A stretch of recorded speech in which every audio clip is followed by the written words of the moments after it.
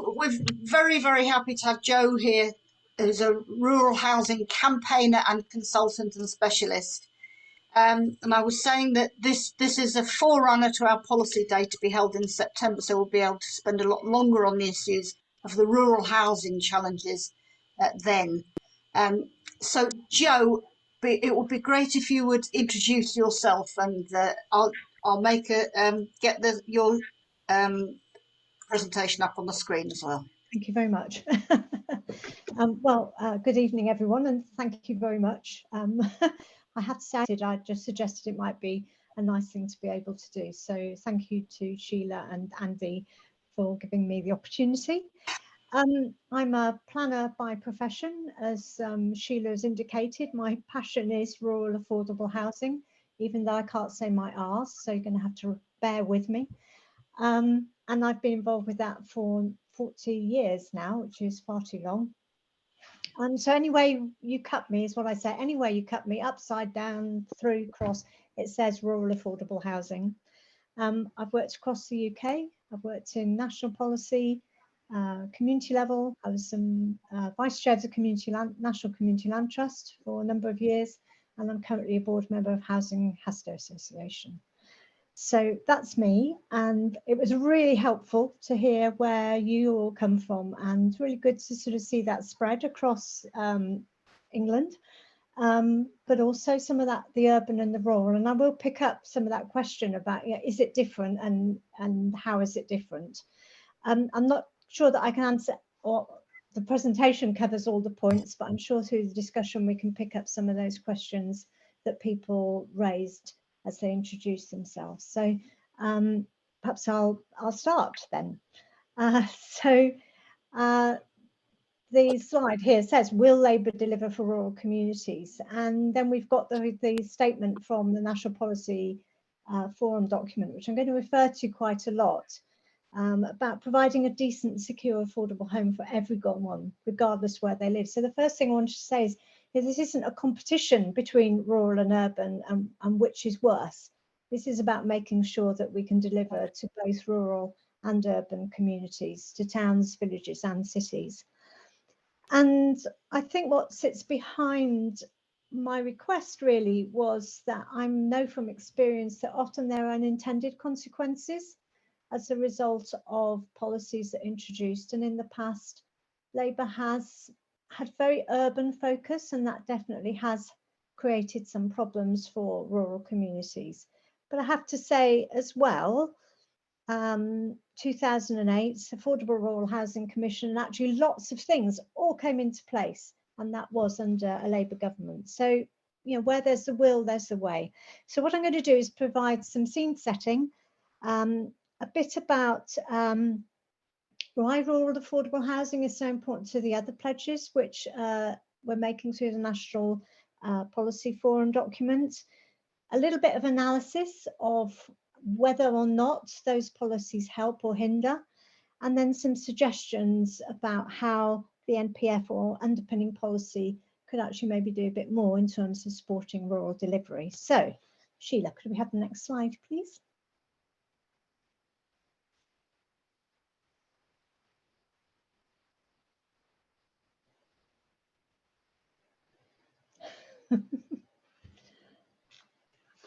Right, okay, that's it, perfect. So don't worry about the detail of the table. I will explain that in a minute, and it's just to make a basic point. But I think the first thing to say is the challenge is acute, and I just thought it would be helpful just to run through some very key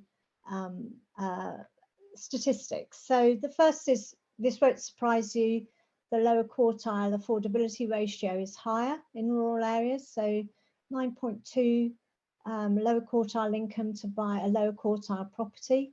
It's about 8 to 1 in urban areas. In villages, it's much, much higher.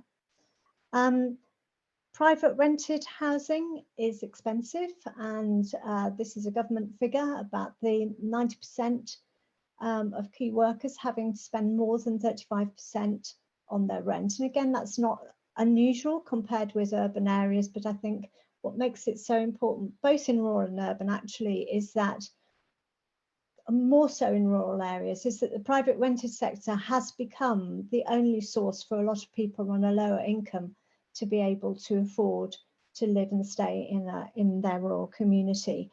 And so that comes out in the next figure, which is about how much of the stock. And here you really see just that shortage. And I know somebody picked up about how little affordable housing there was now in their community. So it's less than 80% of the housing stock in villages of less than 3,000 population. I'm just going to call them smaller villages from now on, but that's what I mean, is a village of less than 3,000 population. So only 80% of the stock is owned by the local authority or housing association, compared with 17% in urban areas. And that's very much a reflection of the loss through the right to buy and the lack of replacement of that stock, basically because of the lack of opportunities, particularly relating to land. And yet the need is about yes, there's a decimal point and it should be a comma, 8,300 per annum. And that's an estimate. It's based on updating some figures which were done for the Affordable Rural Housing Commission, which are always considered to be much lower than the actual need. But annual delivery, and I think again this sort of makes the point, is half, just over half of what that need is. And that compares with what's happening in urban local authorities. So in the most rural locations, delivery of affordable housing has actually fallen, but increased in the least rural areas, and that's in the last 3 years. Particularly noticeable, and somebody mentioned about rural exception sites, is the number delivered on rural exception sites has halved over the last 5 years, so only 548 new affordable homes through that route in England last year. And finally, just picking up on the issue about fuel poverty, so the gap is greater. Actually, the number of households is not dissimilar to in urban areas, but the actual gap in terms of cost and what's needed is much higher in the rural areas, and particularly when you get to the smaller rural communities. So just quickly looking at that diagram, this is some work which was done for the Yorkshire Dales National Park, which I just thought is so stark, particularly if you look at lower quartile, the lower quartile column, which shows that the only affordable housing that is affordable to somebody on a lower quartile income is social rented housing. So everything in red is unaffordable. And I just think that really makes the point just how acute the situation is. Okay, Sheila, can we move on? So what are the consequences? Well, the most stark one, of course, is homelessness, and some research which was published actually last month on rural homelessness by universities of Southampton and Kent, identified from official data that the number of homelessness increased by 24%. In urban areas, it's 25%, so about the same. In villages, sparse villages, again, much, much higher in terms of the loss. And I think interesting to read through what the drivers are of that. So partly that's the lack of financial and resources to support people who are facing homelessness, prevention services, with rural areas receiving 75% less of the financial provisions which are available to urban authorities for that work. Demography, well, in part a reflection of people moving into rural areas, but also the fact that because young people can't afford to live there anymore, then there is an aging of the population, so 25% over 65 and aging much more rapidly than urban areas. And an overall consequence, in part, is the loss of local services. And for example, 400 shops per annum in villages closing each year. So there's some interesting work which was done by Pragmatics for the Rural Services Network, which was published last year, which said, you know, if rural was a region, the need to tackle the inequality and boost opportunities would be greater than any other region. So if you take rural areas, it's about, and put them as a region, it's about 4.8 million people. So actually not that dissimilar to some of the larger urban areas, which have become a focus of activity around increasing opportunity. And I think, again, it was interesting, the piece of work, what it picked up in terms of what needed to be addressed were fuel poverty, low work-based incomes, lack of affordable housing, poor broadband connection, and access to high-quality jobs and training. So that question earlier, is this different to urban areas? To some extent, yes, but there are also an awful lot of similarities. Okay, Sheila, next slide, please. So what Labour in its National Policy Forum document has made that pledge to work with and for communities across the country. And it has also set out what its main priorities are. And I would argue strongly that actually providing rural affordable housing is key to delivering on those pledges in rural areas. So the main picture with the tree, with the apples, is a passive house. It's built by Hastow Housing Association in Dorset. It's actually, John, you'll be interested to know this, it's part of a community land trust scheme. So it's a partnership between the Housing Association and the community. But if you think about who's living in this affordable housing, well, they're the people who work in local businesses, and often they're the people who run local businesses. And if this is about increasing the number and quality of jobs, then actually you need those people to be there. And similarly, we talk about greening and creating green jobs. Actually, a lot of those people will need to live in a rural area, as will those who are involved in nature recovery and those involved in sustainable food production. There's a lot of talk about improving things, services, including childcare, access to nursery care. And again, that requires that there are people able to live in that community who are able to offer that. And at the other age spectrum, there is the point about providing, and it's called, where I got it, Homes First. I always get it the wrong way around. Homes First to deliver social care. And the 4 ladies there are from Belford in Northumberland, which I have to say is one of my favourite schemes. And it pioneered providing domiciliary social care to a very, very dispersed population, as well as providing a fantastic hub resource for older people in that area. So it is possible. But again, what makes that service work is those people are local to that community, and they can be that because there is affordable housing in which they can live. Okay, next slide. So the question was, what makes it different? Well, there are similarities, but I thought it might be helpful just to pick out what those key ones are. So I'm going to start probably at the bottom. So sites are small and supply is limited. Land ownership is very narrow. They tend to be greenfield sites. You might only have one landowner, possibly 2 landowners who control all the land in a rural community. Planning policy is often restrictive. If I tell you that for rural exception sites, 6 local authorities across England deliver 46%, you might ask what the other local authorities are doing in delivering through that route. Need is hidden.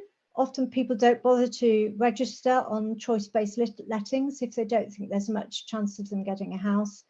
But what is clear from when people do a housing needs survey, particularly when there is a site identified, is the number of people who then come forward who would qualify for affordable housing. In terms of community engagement and support, it can be really negative. And I know of at least 2 examples where people, I'm sorry, I don't want to put people off, but where there has had to be a police escort for parish council members who have supported affordable housing in a village. That isn't true everywhere. And I have to say, equally, there are communities where that community support has been fantastic, often helped by having a rural housing enabler or a community-led housing advisor there to support them. I'm going to go to finance now, and again, this is a reflection of the schemes being small. So it's really difficult to achieve economies of scale, which affects the overall cost of the build project, particularly in terms of putting in infrastructure or meeting often quite high design standards. And critical to all of this, and I know that this is something which urban areas are concerned about as well, is to be able to ensure that housing remains affordable in perpetuity. And there are some legal provisions for rural housing which allow that to happen. It doesn't cover right to buy. So the right to buy still exists in rural areas. And again, that's partly why there's so much stock which has been lost. But there are protections from which prevent housing association stock from being sold. And finally, the stock is older. It's more dispersed. So finding solutions around retrofit is sometimes difficult. They don't lend themselves to big regeneration and retrofit projects. Okay, Sheila, next slide, please. So that's sort of the context, and there's something really positive in the National Policy Forum document, which talks about breathing life back into our countryside and coastal communities and break down the barriers to opportunities they face. So a big cheer from me when I read that. But when you look at the detail, I think there's a question about whether or not that is followed through into policy and pledge even. So a lot of the language is really urban centric. It talks about the Take Back Control Act, but it's spoken about in terms of giving towns and cities the tools they need. Giving powers to mayoral authorities, it's about giving communities to control their destinies by unlocking pride and purpose of towns and cities. The villages or parishes have that. And repurpose Homes England to meet our priorities, i.e. housing supply, mixed-use placemaking, and strategic regeneration. And as somebody who's worked with Homes England for many years and having read their recent strategy, it's very clear that that is going to lead to resources going into major urban areas, and the concern is that that's at the cost of particularly grant funding, but not just grant funding for small rural schemes. When it comes to rural, they're sort of lumped together under the statement about countryside protection. So it's about protecting the environment and sustaining and making sure that rural communities can thrive. Now, I've chosen the pictures purposefully because if you look at the one with the blue and yellow buildings on, that's Sheffield. On the horizon, there's a green line, and that green line is the Peak District National Park, which is your photograph at the top. A beautiful landscape, but within that landscape, people live and work, including this young woman who's called Sally. And I think my argument would be, surely all the principles that we have about equality and social justice are just as relevant to her as they are to someone who lives in an urban community. But what is the action which accompanies what we talk about in the National Policy Forum document? It's about expanding and creating new national parks. There's an issue there. The delivery in national parks of affordable housing is minimal. If we're going to do that, we really ought to be also changing the status of the duty to foster the social and economic well-being to a purpose which runs along their environmental and promoting enjoyment of the countryside. Okay, next slide, please. So again, it's a really strong headline. More genuinely affordable homes, including council homes, and making rent fairer. And it goes through, and they're listed here, taken from the MPF document, and are all relevant in the same way to rural areas. But there are some tweaks, and I'll come on to the tweaks in the next slide. But I just wanted to pick up, because it came through on the conversation about increasing local authority housing, and the issue in doing that particularly in a rural community is the right to buy, and whether or not those homes will remain available as affordable housing, but also whether landowners will release sites. As John mentioned when we were talking earlier, what is critical is the land price. And on a rural exception site, that's considerably lower because these sites are only for affordable housing. A landowner isn't going to provide that land at about 10,000 a plot, 100,000 an acre, if he thinks that in 3-4 years' time, those houses are going to be sold on the open market. So there is a risk, but it's also about how that risk is managed through what else Labour do in terms of policy, which leads us quite nicely onto the next slide, please, Sheila. Oops. So, in answer to that question, the goals are the same, whether it's rural or urban, but the delivery route may have to be different. So, a national rural affordable housing target for social rent, because we saw from the Yorkshire Dales National Park, that is often the only tenure that's affordable. A community right to buy, as they have in Scotland. So CPO is fine for large, well, not fine, but it's a more suitable tool for large urban sites. It doesn't work for small sites. It's very complicated and it can be costly. But introducing a community right to buy like they have in Scotland may well be a solution for smaller, bringing smaller sites into community ownership for affordable housing. Right, now this is my hobby horse, and I'll try not to be too technical. But at the moment, local authorities are not able to take an affordable housing contribution of sites of less than 10 dwellings in 70% of small parishes. So that means that a major route for providing affordable housing just isn't available. So that would be one of my big calls, is that local authorities should be able to take a contribution of all sites of size, as long as obviously subject to viability. And I've put N the right to buy. I mean, it actually says right, there's some wording which is slightly weaselly wording about right to buy and where there's no opportunity for replacement. And certainly that's true in a rural community where the supply of sites is so tight and so limited. And then, I'm sorry, I can't remember, somebody mentioned about local housing allowance. I think it was Sheila, Sheila or Judith. And Judith, thank you. So local housing allowance is a real problem in rural areas, and it's to do with if the rural area adjoins a much lower value or a lower value urban area, the local housing allowance is based on the rent of market rent of the urban area. So the amount of housing benefit which a rural resident is eligible for is often not enough to be able to cover the rent. So there is a challenge about local housing allowance and the way that is structured. And the other, which is picking up on the homelessness, is about access to proactive homelessness prevention services in rural areas. And that also links to issues about accessible and affordable transport. And I think with those things, and I'm sure there are many other ideas out there, I think Labour really could make a difference, and it really could provide a safe, warm and secure home for people in towns, villages and cities. Thank you.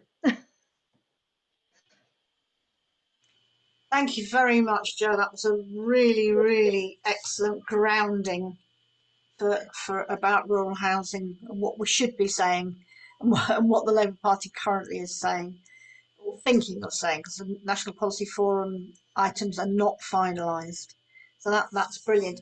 I would just say on the National Policy Forum, the Socialist Societies have until Monday to suggest amendments. We have taken up Jo's amendment, which is she's been working on with Labour Coast and Country, and we will be putting that forward as an amendment to make sure that the word villages comes in as well. Is the essence of it. So thank you very much. Can I welcome contributions and questions, both contributions where there's something that you want to add and questions, but can you keep it relatively short so we can get everybody in? So John is the first person. John. Well, I almost fell off my chair when you said a small village was 3,000 or less. In my ward, nearly all the villages are 200 or less. and that is a very different context. The towns are only sort of 5 or 10,000. You know, it's more like rural Scotland than it is you know, the built-up areas and in all industrial areas. So the numbers are utterly different. Thank you. Yeah, I was just going to say the reason why we go for 3,000, just so you know, is that's the ceiling for the Homes England Rural Programme.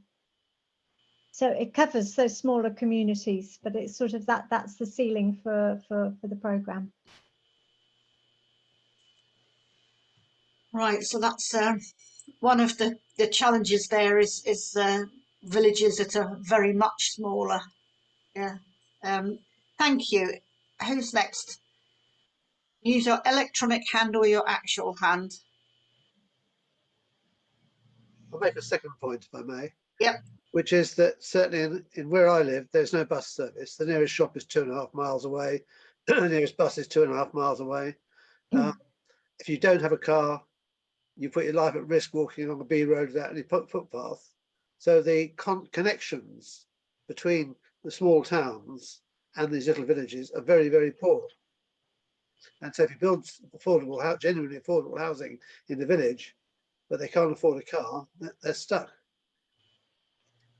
And I think it comes back to, if I may, it comes back to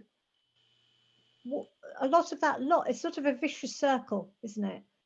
If you stop providing affordable housing, then actually those communities change, the services go, and it enters a circle of decline. You know, historically we always talked about Durham's murdered villages, which is basically what happened. And a lot of planning policy has stopped development in smaller rural communities and actually rendered them, in inverted commas, unsustainable. But I think, you know, technology has changed and access to services is no longer necessarily about physical connection. So things like having proper broadband connection and proper mobile coverage actually is as important as having accessible, affordable public transport. Janice, you need to unmute. Yeah. I read yesterday that there are hundreds of schools due to close as well because of lack of pupils. And I think it was implying that these were happening in small communities. This is terrible, because if there's no longer a school for your child, you're not going to attract new people into the villages, and then there's going to be cities and towns will then become magnets for people. What's happening about that? You're right, it is a real problem. And again, so what do you do about development and actually encouraging people to be able to stay or to come into rural areas? And there are villages, schools which act as clusters, so they cover a number of villages, and the same with the housing scheme, it could cover a cluster. I don't know the detail, I'm sorry, of what's happening in terms of policy for small schools, but I know that has been a concern for a number of years, and it is accelerating. And I think it's also a reflection of that ageing population, all the things that I've gone through, which is sort of undermining villages and their ability to thrive. Who's next with a question or a contribution?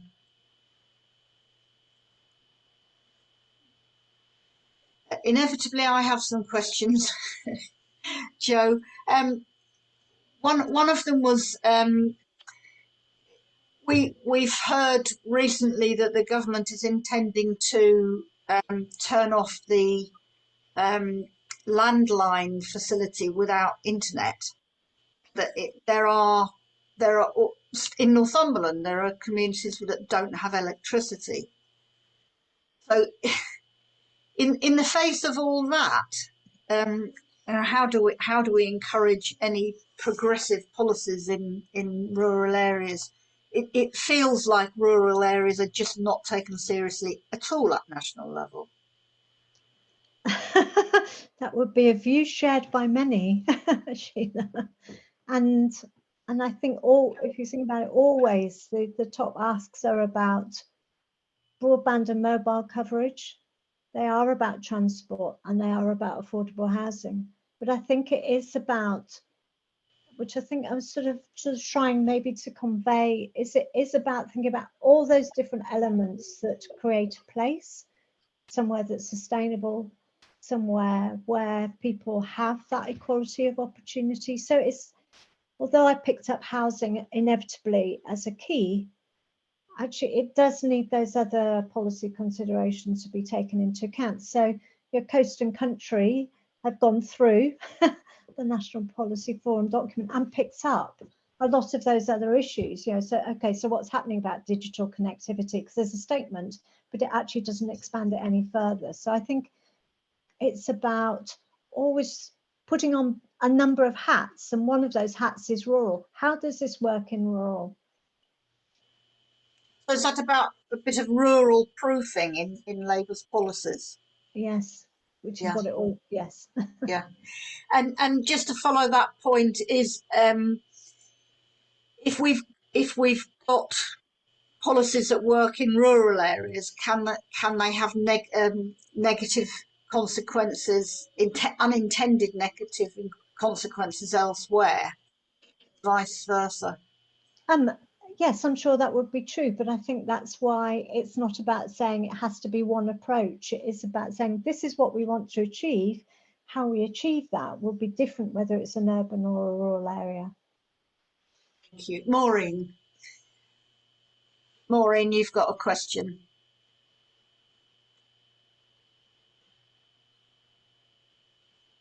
Yes, I've actually got a comment on that, in that there's a village near us which has quite a lot of supported housing run by a housing association. And during the outages a few months ago, their emergency call system didn't work. And I think their phones did, but they couldn't get hold of anybody. And it turned out the real problem was that the government had removed the finances for the support services for the housing.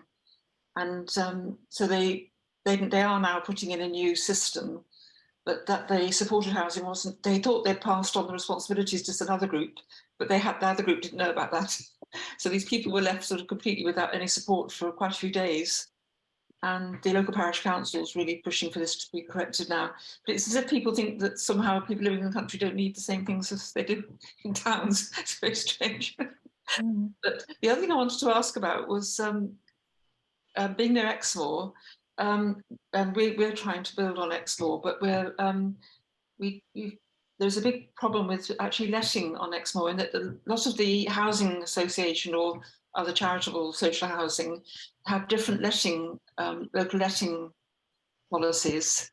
And it seems to result in people who are just desperate for housing, and a housing authority discovers there's an empty house on Exmoor, and they shove this family into that house in the middle of nowhere. And they then discover they can't cope there because they may not have a car. And then they are very unhappy. And there are local people who do want the housing who get dropped down the priority. Because of these odd, I think there must be all historical letting systems. And is there any way that that could all be unified in the future, so that, because there are people who actively want to live on Exmoor who work there, and they are very resentful. We've got a young group of young people on Exmoor called Exmoor Young Voices, and they're campaigning vociferously about this, but it doesn't seem anything can be done about it, as far as I can see. Actually, Maureen, I've just a few months, well, 2 months ago, finished some work for Exmoor National Park Authority, and we were looking exactly at that issue. And there seems to be a number of things at play, but one is, which is quite a wider point, is to do the two things. So one is, within the local plan, there's a set of local connection criteria, as I think you probably know, and Exmoor National Parks are particularly, I'm not quite sure what the word, restrictive actually. So the requirement that you have lived in that parish for the last 10 years or have a family member who's lived there for 10 years, that immediately makes it much harder for people who may have lived there 8 years, 5 years, you know, who work there, actually to be able to qualify under the planning regime for an affordable home. Now they have changed it, the park has changed a bit, and it's now got 10 or 5 years, that's helpful. The other challenge is that the properties get advertised on choice-based lettings, and they have to they advertise them with the local plan requirements, so the local connection requirements, and then the bids come in and people look and say, well, do they meet those criteria? But sometimes it isn't, the information coming from the local authority and the housing associations isn't being relayed out to the parish councillors, to people like Young Voices, who I think are now more involved, but actually saying, this house is coming up for let, or it's available for let, this is how you apply, this is the choice-based lettings fees. So that's a communications thing. But I think the big thing is to do with the local connection criteria of the national park, and it just makes it very difficult. If it was more aligned with choice-based lettings for Somerset and North Devon, then actually I think it would be an easier process. Yes, we are working with them on that, and they've actually agreed to produce a leaflet, which they've never had before. Everybody Yes. has to go on to, you know, and even the head of the affordable housing unit. Unfortunately, we're in the middle of becoming a unitary authority, so it's all up in the air. But she said actually she would like to, if she was in that position, she would like a leaflet. And our secretary has been pushing that, and it looks like they're going to produce it now. Excellent. Right, thank you. And my understanding is that choice-based lettings is going out of favour now, and maybe that will help in rural areas. So that's a very interesting set of issues there. David, I think you're next on my list. Yeah, I mean, you mentioned, Jo, this resistance to development in the countryside and in villages, and that can be particularly strong when you've got affordable homes. And obviously we know about social prejudice and social stigma with those, but also the designs are often not necessarily very sympathetic to the local area or of particular quality. And I just kind of feel that we ought to be doing everything we can to raise the standard of designs for affordable homes, so they should be considered exemplary and desirable, which will in turn reflect on the sort of the nature of the occupancy. And to that we need to get more which are designed by actual architects rather than standard house builders. You might need some more money put into them, though that's always the case. But also there's the issue about planning, that we should be raising the bar with planning, so that we're not accepting stuff because it's not bad enough to fail. We're accepting stuff because it is good. So that's just a few thoughts. Okay, so if I can respond to that, and in fact, I was going to put up some pictures of affordable housing, which has been, and I decided I'd do it with people rather than with with the houses. But there are some fantastic examples of affordable housing which reflects the vernacular. If you go to the Rural Housing Alliance, and they have case studies, and there's a parish councillor's guide for rural affordable housing, and as well as taking you through the steps, there's some fantastic photographs of the quality of build. The Rural Housing Alliance website has again examples. So there's a scheme in, for example, in North Norfolk. I know it's not napped flint. I can't remember the exact term, but it's flint and brick. So it looks like all the other properties around it, passive house, let at affordable rent and shared ownership. So there are examples out there, and you're right, that should be the standard which we all aim for. Actually, there is some work starting on a guide to do exactly as you have suggested, to sort of showcase what's possible, but also to give parish councils a bit more idea of what is the sort of thing that they need to look for and ask for in terms of design of the scheme. Sorry, just to follow up on that, I think that whole thing, isn't it, about enabling people to be good clients or good managers. So exactly as you're saying, Jo.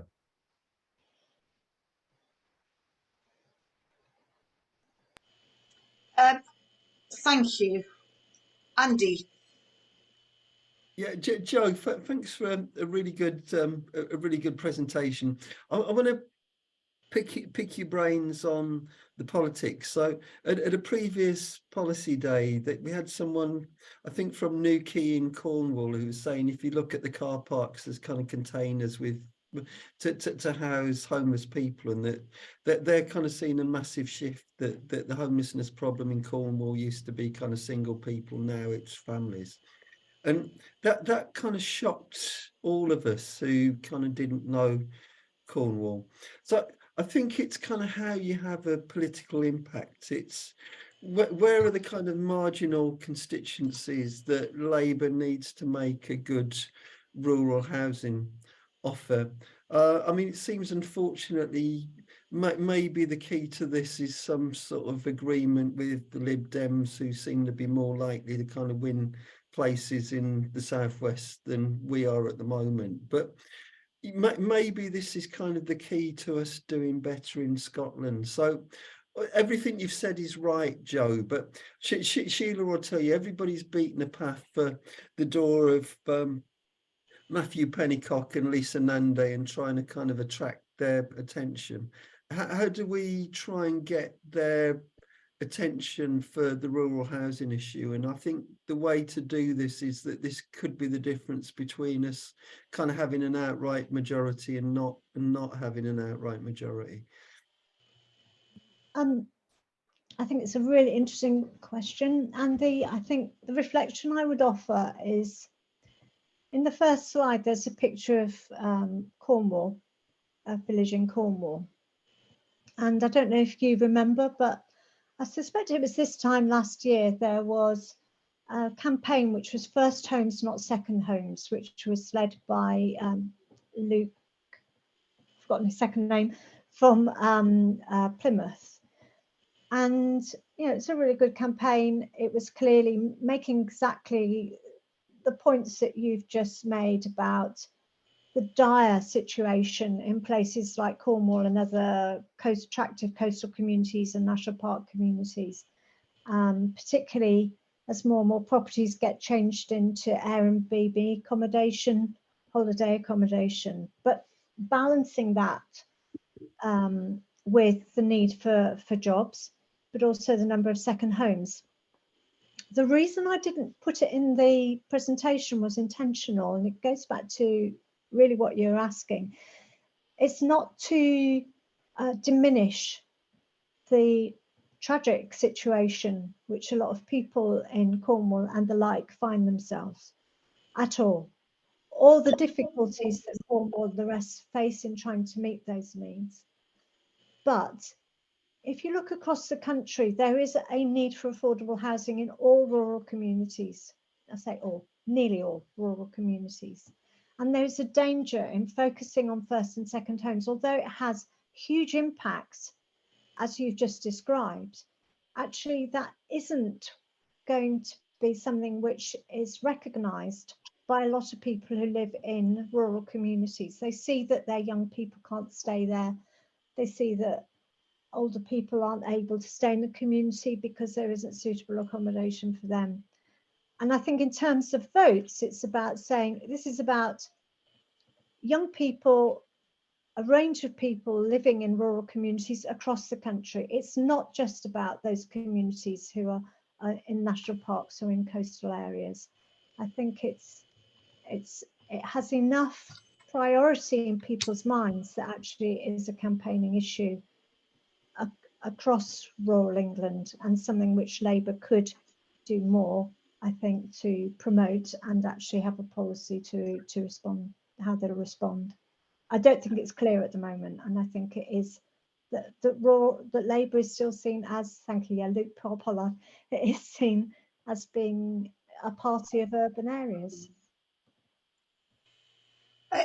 I do want to tell you that this morning we had a meeting with one of Lisa Nandy's team, and we made exactly that point. And I'm going to invite him to watch the recording of this this session, because I think we need to get that home. It's not just about the second home and holiday home issue. John, I think you're next, and then Phil. Can I ask, is anybody else wanting to say something or to ask a question? We've got just a few minutes left. Oh, okay. John and then Phil. Well, 2 points. One we've made to the National Policy Forum through the LCC was about integrating town plans and village plans. At the moment, they're done completely separately. So when Halesworth, which is our sort of survival mode, did its town plan, it didn't consult any of the villages. So I know what's in it, but only because it was on Facebook. So we think this is a daft situation, and we would very much like the small villages to have an integrated planning process with the small towns. That was the first point. Second point was that most housing associations, and I suspect local authorities too, are going to be very wary of spending enormous amounts of money on uncertain schemes. Working out projects takes an enormous amount of energy, whether it's 5 homes or 500. And it's, an enormous amount of money can be spent on design, land assessment and so on, without knowing if you're going to get any money back from it. So I think there needs to be a fund which actually helps local communities get access to the skills which would enable them to develop something appropriate for their area rather than what they're told they can have. It needs to be a fairly independent assessment, I think, not rooted in the long-term owner. So I think there is something, I feel, a few million quid would make a big difference there, because you're not talking large sums of money. So those are a couple of points. Yes, so if I can respond to the last point. So one of the things which again is a big ask, which we've been arguing for a long time, is proper funding for rural housing enablers who are exactly there both to support the community identify need, help identify sites, work as that bridge between the housing association, the local authority and the community. You do have one in Suffolk, but now part-time. So I think, yes, you're right, that's really helpful. The huge concern about the RPs walking away from rural schemes, and actually we're left with a few rural specialists who will still do rural schemes, but obviously their financial capacity is stretched. So it's partly about the resources, which might encourage larger RPs to be involved, and things like the certainty is important, and part of that is certainty about funding. So having a rural affordable housing target would be helpful. And the other thing which I've been working actually with CLA on is something called a planning passport for rural exception sites, which splits the process in two and takes some of the risk and cost out of the process. So there are things, and you're right, they're definitely needed. Right, and finally, Phil, if you'd like to ask your question. Yes, thank you. I want to address how the word affordable is for rural areas. I mean, maybe the lowest part, the cheapest part of London, but nevertheless, it's 80% of market rate around here is not affordable for anybody.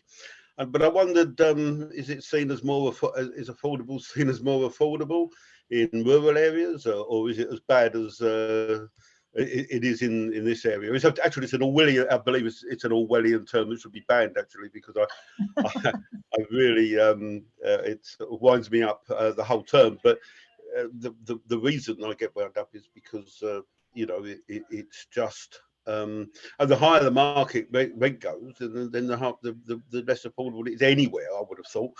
But I didn't know if it would be very different in rural areas. I haven't looked at the. Sorry, Phil. It's exactly the same in rural. Market rents are really high, and affordable rent is not affordable. And I think that slide from the Yorkshire Dales National Park said it all. The only affordable housing that is affordable to people in a low quartile income in Yorkshire Dales National Park is social rent.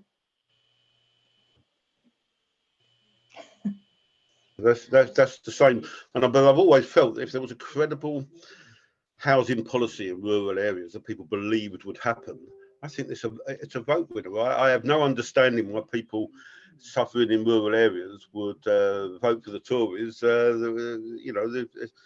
Any more than they don't in my area particularly, but I just think there is a potential victory here if people only challenge all those rural things properly, That's just a thought. Anyway. Well, Thank you. Labour Housing Group believes that if our housing policies were more widely publicised, that would be a vote winner. And I think you're right. It really would. If we could get policies that would very clearly benefit people in rural areas as well as urban, I think that And would. people believe would do it. And if they got a belief, Yeah. believe they would do it, you would do it. And very importantly, that gave people hope, and particularly gave young people hope that they could resolve their housing problems. And that, to me, is one of the biggest issues of them all. We have a final question from Jean. Where is he? There we are, Jean Roger. That would Labour's proposals about shaking up the planning system help rural areas to build more properly affordable housing? Right. I think the answer, well, to be honest, I don't exactly know what they are proposing. The one I have seen, there are some which would help. The bit that I think is a concern is about potentially is the move to regional planning. And one as part of me says, yes, I can see why you do that. And as a planner, I can see why you do that. But in the past, when we had regional planning and regional development agencies, that was when rural areas really lost out in terms of development, because they were seen as the green space, the green lungs for urban areas, but not actually places where people and work, live, have their families, etc., etc. So actually, Jean Roger, do you have any particular elements of the proposals that you think would be helpful? Can you unmute, Jean Roger? You need to unmute. That's it. Okay. Yeah, I'm just asking you to find out about more about this. As you mentioned, you are as a professional planner, and I think maybe we will learn from you, for example. Yeah. That's a fair point. I have to say, I've been so busy trying to stop things like the infrastructure levy and all the other things that the current government are doing, which will cause a problem, that I haven't given it the attention that I should do in terms of what Labour's going to do. But I will. I shall look now. To be honest, I don't think there's very much detail out yet. And what we know about the National Policy Forum proposals and the manifesto for the general election is that it will be top line. And underneath that are quite a lot of detailed policies that will be coming out. So I think there's time for people in the Labour Party to comment. Jo, there's time for you to find out what's being planned. But I think there's still a lot up for debate, particularly on planning issues. Keir Starmer's made some initial statements setting out some points about the Greenbelt, and particularly about areas of Greenbelt that aren't really Greenbelt, which I think was helpful. But there's a lot more detail, and I think we will have the opportunity to discuss those. Labour Housing Group's been planning an event about planning policy, but I think we need to have it timed right to make most influence, so we can involve you all in that. So I think we've come to the end of the questions, and I'd like to say a big thank you to Jo, raising some very interesting questions, quite a few points that I hadn't expected to have debated. We tend to go over some of the same arguments about rural areas, and I think that's largely because the contributions are made by people who don't know the ground as well as you do. So that's been really, really helpful. I will make the slides available. I may just email them out to everybody, or send you the link to them on the website. I'll just discuss that with Jo. And I would welcome you to watch out for our policy day on September the 16th, somewhere north and east of London, in East Midlands, east of England area. Thank you for the suggestion of Saxmundham Market Hall. I'll look that up. And we've got some great speakers. We have Baroness Hayman, who was involved in the Co-op Party's Rural Commission, and some rural housing enablers, and some other developers and deliverers of rural housing to come and debate with us. So do watch out for that.